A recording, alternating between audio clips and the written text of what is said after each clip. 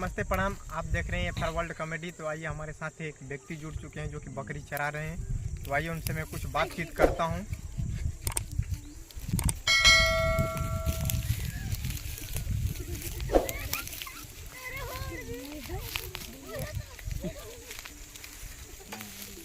तो जो कि यही व्यक्ति हैं, तो इनसे मैं कुछ बात करूंगा। तो अच्छा ये बताइए, बोलिए।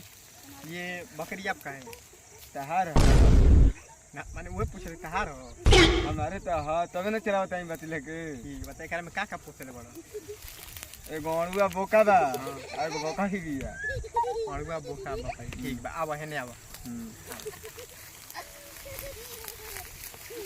ई बताओ, बोला। आवा है, बैठ के बात कर ले। ठीक है,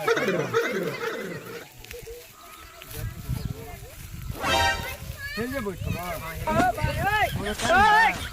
अब बैठ के बताओ तनी बकरी के बारे में, कौन मॉडल रखले बड़ा बैठे? तहारा वसूल लेना बा। लेना देना नहीं देखा, हम रिपोर्टर हैं। रिपोर्टर तो हम हमार दर्शक के हंसी हंसावल काम बाटे। तो हम का कर रिपोर्टर आवता। ये तनी बकरी के बारे में पूछे के बाद, तू बकरी कौन कौन वैरायटी के रखले बड़ा, कौन मॉडल है ई पूछे के बाद। ओमे बहुत मॉडल बा। तो ई बताओ। बोला। सब बात ठीक है बा। एगो अणुआ बोका बाटे। हां लेबा का करना लेबे के नहीं। हां का करे के बा? सुगरावे के बा। सुगरावे के नहीं थे। और का करे के बा? हमारा ई जाने के बा बोला कि बोकावा कहाँ रखेला। बोका बा हाँ, जहाँ रखी माने जहाँ के बात नहीं कि तू रखेला कहाँ ही चुरा के लेके हो का बताइए। चुरा से लेके भागा ना। सब का हम देखा रिपोर्टर है हमारी, पूछल जरूरी बा, तू रखेला कहाँ? तू लेके भाग खातिर पूछता बा तो के बता दे तो तू लेके भाग जीवा। तो ई बताओ, तू खतिया के रखेला कहाँ? लेके भागबा का तू लेके भागा ना। देखा दर्शक के हंसी हंसावल के काम बा, हम ये काम कर ले। हम ई जाना चाहता हूं अपन अड़ुआ खतिया के रखेला कहाँ? तो के बता दे तो घर में चोरी कर दो खांसी बता ना मतलब हम चोर लागत नहीं का। अच्छा देखो चोर लागत नहीं हम। तो का लागत बा? हम रिपोर्टर बानी, चोर नहीं। हमार ई जाने के चाहता नहीं। बोला।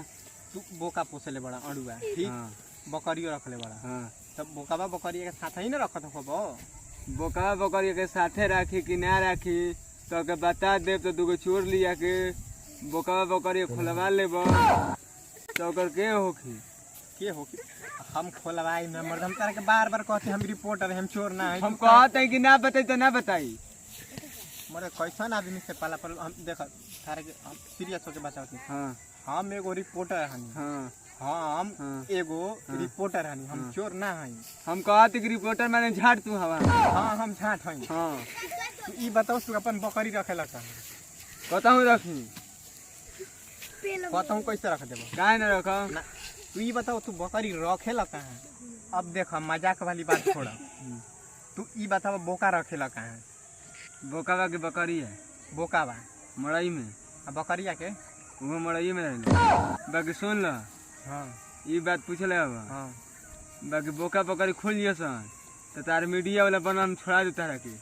बोका बकरी के बात नहीं के मान के चल, तू बोका बकरी एक साथ रखब। हाँ कहीं रात में उन्हीं के मान के चल, तू तो बात समझते हो रहा है। हाँ तो दर्शक के सामने हम ना कुछ बोल सकीले। हाँ बोका बकरी रखत, लेकिन देखते कहीं दूरी दूरी बनल करिए उनके, ठीक ना? हाँ।